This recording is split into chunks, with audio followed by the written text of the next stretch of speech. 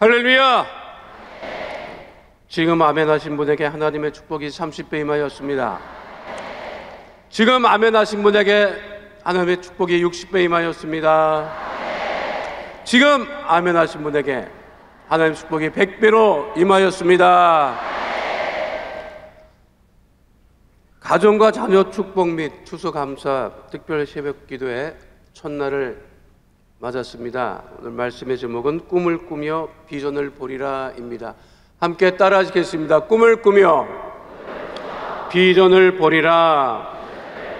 우리 가정과 자녀가 축복을 받고 하나님께 온전히 감사를 드리기 위해서는 첫 번째, 꿈꾸는 하나님의 자녀가 되어야 합니다.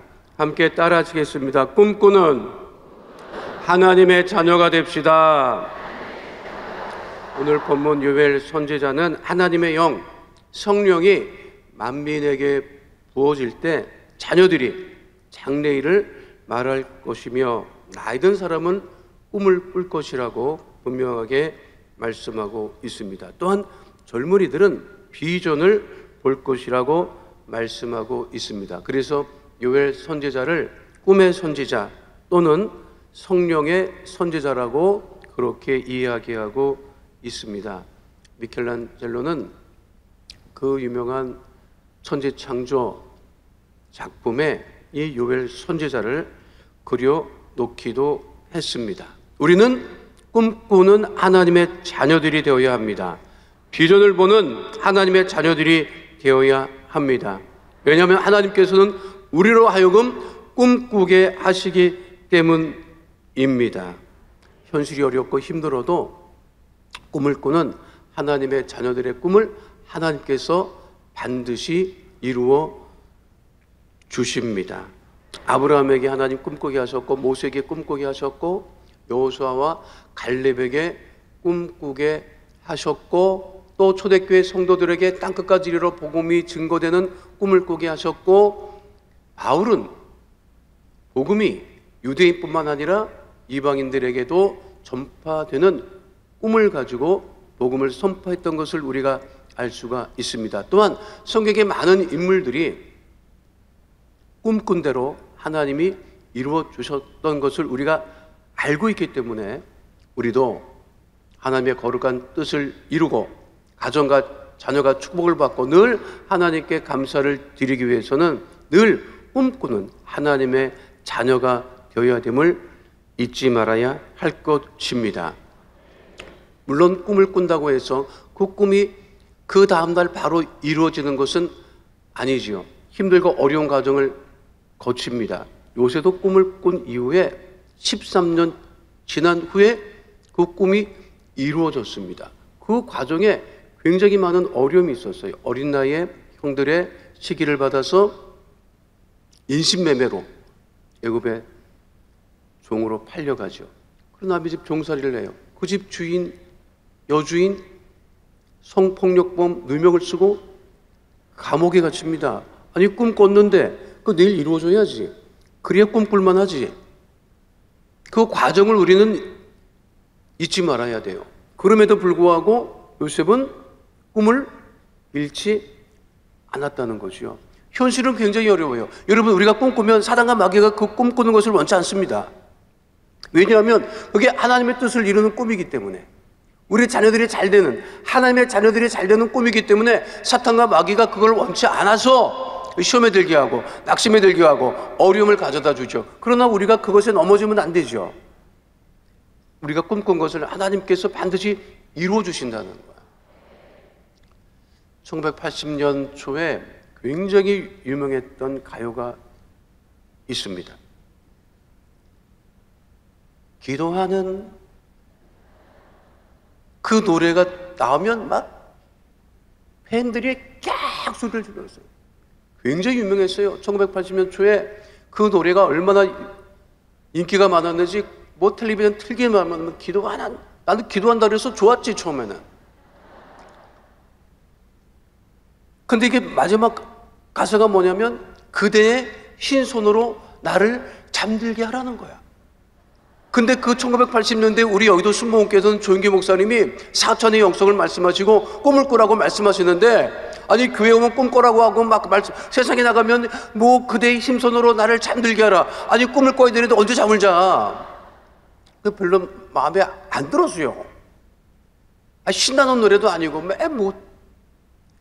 나는 그 가수가 그런 노래를 계속 부를 줄 알았는데 그 가수가 1990년 초에 꿈이라고 하는 노래를 발표를 하는데, 지금 그 노래를 부른 가수는 그 꿈이라고 하는 노래를 자기의 최고의 곡으로 꼽고 있다고 하더라고요.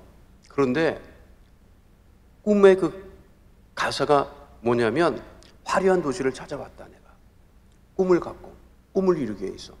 그래서 왔는데 쉽지 않더라.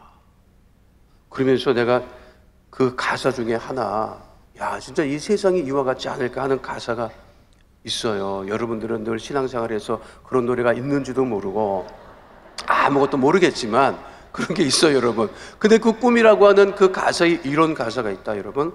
머나먼 길을 찾아 여기에, 꿈을 찾아 여기에, 괴롭고도 험한 이 길을 왔는데, 꿈을 이루기 위해서 왔는데 뭐라고 돼 있어요? 이 세상 어디가 숲인지 어디가 늪인지 그 누구도 말을 안 내. 꿈을 이루기 위해서 내가 왔는데 네 놈이 늪에 빠져서 죽어가도 세상은 까딱 안 한다는 거야. 이 길로 가면 안전한 길이야, 숲이야, 더 나은 길이야, 말해주는 사람이 없다는 거죠. 세상은 그래요. 내가 아무리 꿈꾼다 하더라도 세상은 나한테 호의적이지 않아.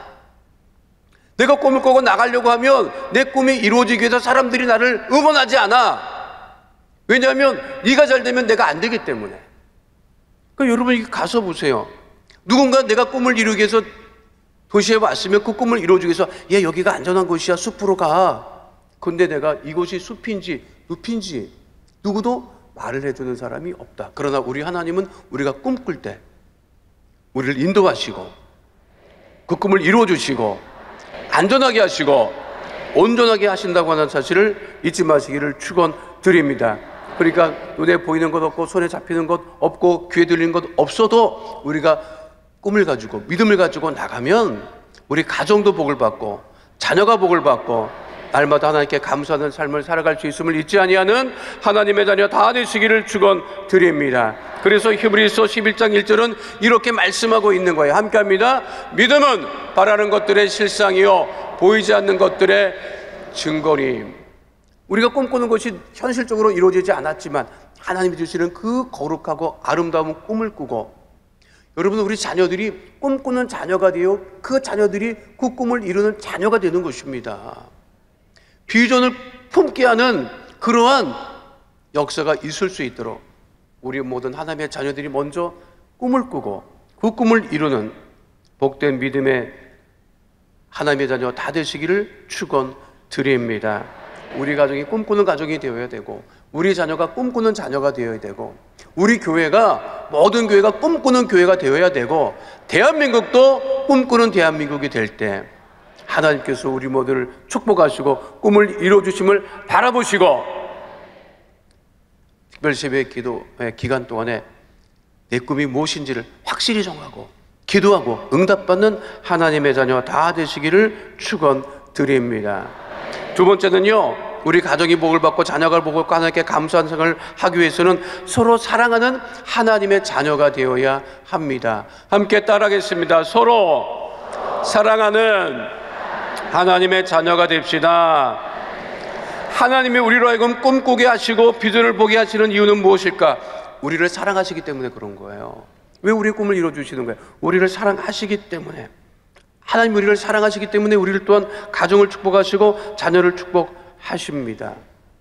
하나님 우리를 사랑하시기 때문에 먹이시고 입히시고, 그리고 힘들고 어려울 때 우리를 업어 기르셨다고 성경 출애굽기 19장 4절은 분명하게 말씀하고 있습니다. 함께합니다. 내가 애굽 사람에게 어떻게 행하였음과 내가 어떻게 독수리 날개로 너희를 업어 내게로 인도하였음을 너희가 보았느니라. 예수님이 이 땅에 오셔서 십자가에 못 박혀 죽으신 이유는 무엇입니까? 여러분, 왜 예수님께서 십자가에 못 박혀 죽으셨어요? 구원을 이루기 위해서? 왜 구원을 이루기 위해서 십자가에 죽으셨어요? 우리를 사랑하시기 때문에 죽으신 거라고. 우리를 사랑하시기 때문에. 그러니까 사랑이 먼저야, 여러분. 저도 늘 말씀드립니다. 사명보다 사랑이 먼저입니다. 사랑하면 사명 감당할 수 있어요. 우리 자녀들이 잘 되기를 원합니다.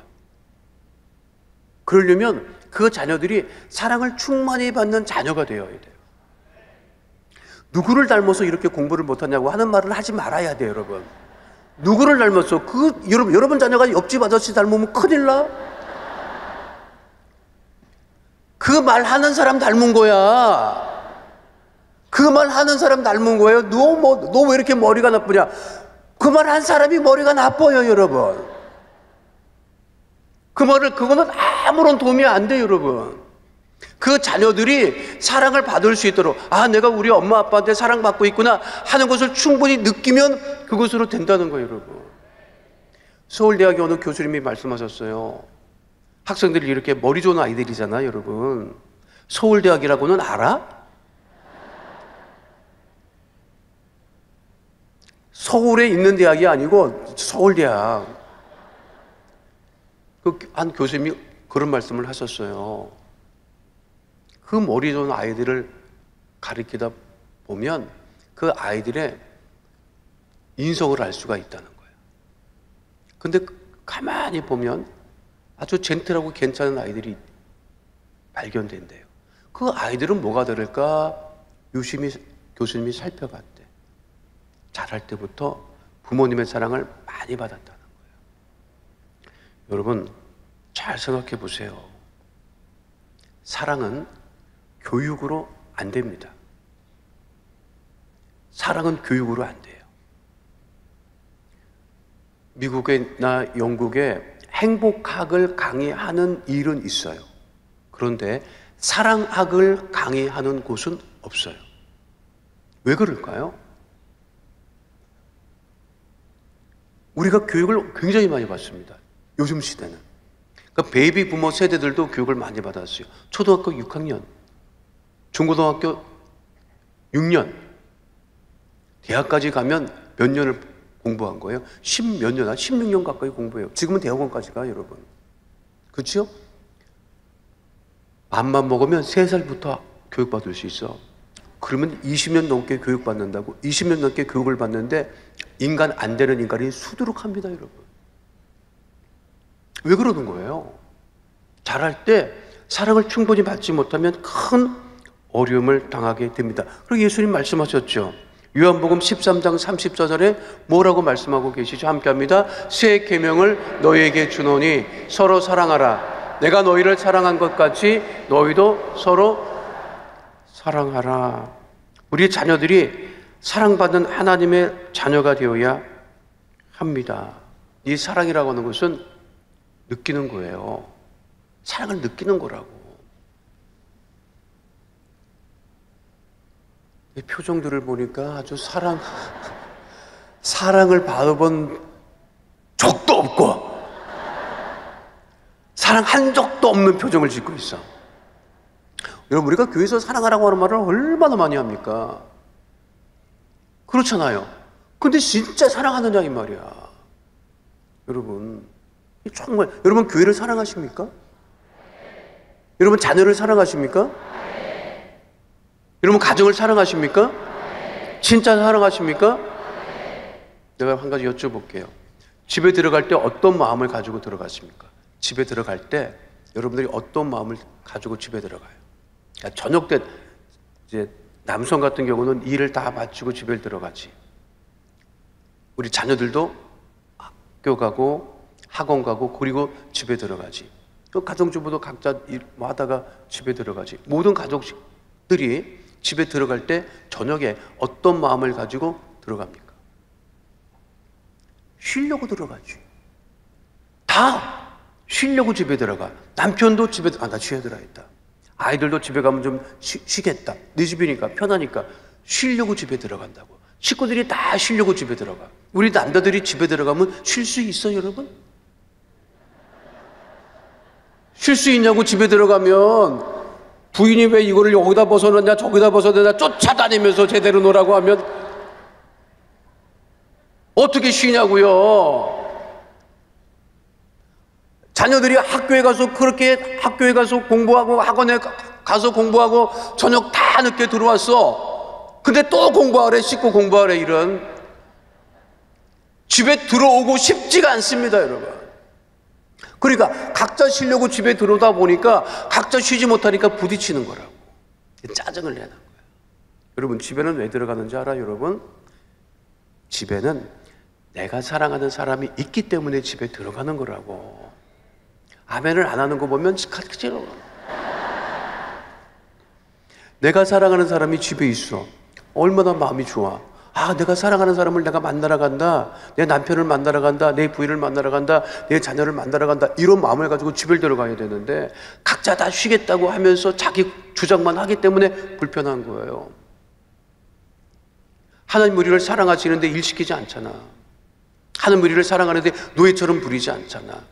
늘 품어주시고 안아주시고 위로해 주시고 회복하여 주시고, 하나님의 사랑을 가지고 우리가 자녀를 사랑하고 가정을 사랑하고 교회를 사랑하고 대한민국을 사랑해야 돼요. 여러분, 사랑이 먼저라고. 사랑이 먼저라고.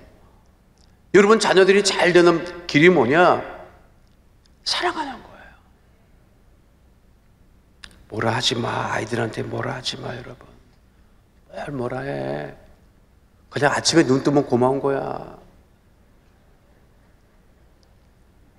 나갔다 들어온 게 얼마나 고마워. 안 들어와 봐. 골치 아파, 여러분. 큰일 나, 여러분. 밥은 또 잘 먹어요. 공부는 안 해도. 건강하니까 얘가 밥을 잘 먹는 거야. 여러분, 얼마나 고마운 거야. 또 늦잠도 자요. 세상에. 건강하니까 늦잠 자는 거예요, 여러분. 알아? 그것만으로도 행복한 거야. 감사한 거야, 여러분. 그 자녀들이 사랑을 충분히 받으면 그 자녀들이 결국은 잘 될 수밖에 없어요, 여러분. 그 About Time이라고는 유명한 영화가 있습니다. 그 영화에 아버지가 아들이 결혼식을 해요. 그런데 미국은 결혼식을 하면 이제 나와서 신랑은 어떻고 신부는 어떻고 이렇게 이제 얘기들을 많이 합니다. 우리나라 결혼식하고는 좀 다른데, 그런데 아버지가 자기 아들 그리고 며느리 그리고 이제 하객들이 모인 자리에서 얘기를 합니다. 그 아버지는 특별한 아버지도 아니고 세상에서 잘 나가는 아버지도 아니에요. 근데 아버지가 뭐라고 얘기를 하냐면, 나는 세상에 특별히 내세울 만한 것도 없고 자랑할 만한 것도 없는 아버지입니다. 그런데 저기 앉아있는 내 아들이 참 다정하고 따뜻한 사람입니다. 나는 우리 아들이 저렇게 따뜻하고 다정한 아들인 것이 너무 자랑스럽습니다. 그렇게 얘기를 하는 거예요. 그것이 맞지. 여러분들 자녀들이 공부는 잘하고 머리는 좋은데 밖에 나가서 싸납고 사람들에게 못되게 굴고 하나님께 영광감을 가리면 그게 무슨 하나님께 영광이 되겠습니까? 여러분들의 자녀들이 여러분들의 사랑을 통해서 하나님의 사랑을 깊이 깨닫고 세상에 나가 하나님의 자녀로서 다정하고 따뜻하고 그렇게 살아가는 자녀가 될 수 있도록 여러분, 여러분들의 자녀를 사랑하고 또 사랑하고 사랑하고, 교회에 나오면 구역 식구 사랑하고 함께 섬기는 분들을 서로 사랑하며 살아가는 주의 자녀 다 되시기를 축원드립니다. 마지막 세 번째는요, 우리 가정이 복을 받고 자녀가 복을 받기 위해서는 날마다 감사하는 하나님의 자녀가 되어야 합니다. 따라하겠습니다. 날마다 감사하는 하나님의 자녀. 성경은 늘 우리에게 감사라고 말씀하고 계시죠. 시편 100편 4절 말씀 함께 하도록 하겠습니다. 감사함으로 그의 문에 들어가며 찬송함으로 그의 궁정에 들어가서 그에게 감사하며 그의 이름을 송축할지어다. 데살로니가 전서 5장 18절 말씀 함께 합니다. 범사에 감사하라. 이것이 그리스도 예수 안에서 너희를 향하신 하나님의 뜻이니라. 우리 조영기 목사님 늘 기도하실 때 그저 감사합니다. 그저 감사합니다. 우리가 그 기억하시지, 여러분? 조 목사님 한번 설교 때 말씀하셨잖아요. 그저 감사가 어떻게 나왔느냐? 대조동에서 개척교회 하실 때 장로교회 출석하시는 한 장로님이 새벽 예배를 대저동 천막교로 나오셔서 새벽 예배를 드리시고 주일 예배는 시내에 있는 교회로 가셔서 예배를 드리셨대요. 근데 그분이 매일 새벽에 나와서 오래로 기도를 하시더래. 그래서 목사님이 새벽 예배 마치고, 아니 그 장로에게 쏘진 저 장로님이 무슨 기도를 그렇게 하나 들어봤대. 근데 앉아서 기도하는데 뭐 2시간이고 뭐 계속 기도하는데 들어봤더니 그냥 무릎을 꿇고 앉아서 그저 감사합니다, 그저 감사합니다, 그저 계속 그러더라는 거예요. 그래서 그게 참 이상했대요. 그래서 목사님이 얘기를 했대. 그 장로님, 그 무슨 기도가 맨날 그저 감사합니까, 그저 아니 무슨 기도를 하시려면 말씀을 하셔야죠. 그랬더니 장로님이 네, 하나님이 모든 것을 알고 계셔서 그저 감사합니다. 또 목사님이 그렇게 말씀해 줘서 감사합니다 그러더라는 거예요. 그때는 이해를 못했대요. 치매가 왔나 그렇게 생각했대. 근데 목사님 그때 설교하시면서 뭐라고 말씀하셨는지 알아요? 요즘 내가 지나보니 하나님 앞에 그저 감사할 것밖에 없습니다 하면서 주 목사님 늘 그저 감사합니다, 그저 감사합니다, 그저 감사합니다. 여러분들은 무슨 감사를 어떻게 해요? 그저 감사해야 돼, 여러분. 그저 감사합니다. 하나님, 가정과 자녀 축복, 추수감사 특별 새벽 기도회 됐는데 오늘 첫날부터 왜 이렇게 기온이 낮아져가지고 이러는지 알 수가 없습니다. 이런 생각 하지 말고 늘 그저 감사한 하나님의 자녀 다 되시기를 축원드립니다. 근데 이 감사라는 게 여러분, 우리가 늘 위를 보고 감사하는 것을 생각하는데 여러분, 가정에서는 자녀들한테는 그렇게 하면 안 됩니다. 우리들은 자녀들이 부모에게 감사해야지 늘 이게 익숙하잖아요. 근데 여러분, 최근에 그 한국 재벌기업의 회장을 지내셨던 분이 계시더라고요. 대한상공회에서 회장도 지내신 분이야. 근데 이분이 일찍 은퇴를 하셨더라고요. 그리고 지분도 다 정리해. 그리고 지금까지 뭘 하시느냐? 지금까지 매주 화요일, 목요일 되면 손수, 자비로 좋은 재료로 반찬을 만들어요.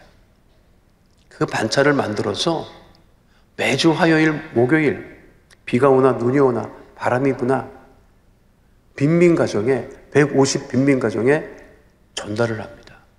그거를 10년 넘게 하셨어요. 나는 우리나라 기업인 중에 이렇게 모범적이고 본받을 분이 있다고 하는 사실이 참 감사했어요. 그런데 얼마 전에 TV 대담 프로에 나와서 그 유명한 그 아나운서가 물어보는 거예요. 아니 그 손주도 함께 봉사하신다면서요? 그러니까 그분이 아니 우리 손녀딸이 내가 봉사하는 걸 보고 같이 따라 나서겠다고 해서 같이 봉사를 합니다. 그게 초등학교 4학년이래요. 초등학교 4학년 손녀가 할아버지랑 함께 봉사를 하는 거예요. 그러니까 앵커가, 유명한 앵커예요. 앵커가 얘기하는 거예요. 기특하겠네요. 그러는 거예요. 그랬더니 이분은 뭐라고 하는 줄 알아? 고맙죠. 그러니까 앵커가 깜짝 놀랍니다. 아, 이것이 나와 회장님이 다른 것이네요. 나는 기특하게 보는데 회장님은 고맙다고 표현을 하시네요. 그랬더니 그분이 뭐라는 줄 알아요? 기특하다고 하는 것은 내가 평가를 하는 것인데 내가 그 아이를 평가할 일은 없고 그저 고마울 뿐입니다. 참 정말 우리는 자식들한테 야 이 자식아 나한테 고맙다고 해야지 이놈의 자식이 우리는 늘 그러잖아 여러분. 내가 보니 내가 깨달은 거예요. 우리는 위로만 감사를 생각하는데 아니라고. 자녀들한테 고맙다 해야 돼. 안 그래요? 고맙다. 내 자식으로 태어난 게 고맙다. 평생 내 속을 썩였어도 이놈아 고맙다. 그게 자녀들이 잘되고 복받는 길이야 여러분. 나는 오늘 여기 설교 배정받아서 진짜 잠도 못 자고 왔는데 끝날 시간이야 여러분. 끝입니다 여러분. 2주 동안 우리 자녀와 가정을 위한 또 추수감사 특별 새벽 예배에 모든 성도님들이 기도의 응답을 받고 가정이 달자고 자녀가 잘 되고 늘 감사를 하나님께 영광 돌리는 축복의 역사, 은혜의 역사 넘쳐나시고 추수 감사주일 맞을 때 가장 큰 축복을 받아 누리는 주의 자녀 다 되시기를 축원드립니다. 우리 새벽 예배를 받으신 하나님께 큰 영광의 박수 올려드립니다. 거룩하신 아버지 하나님,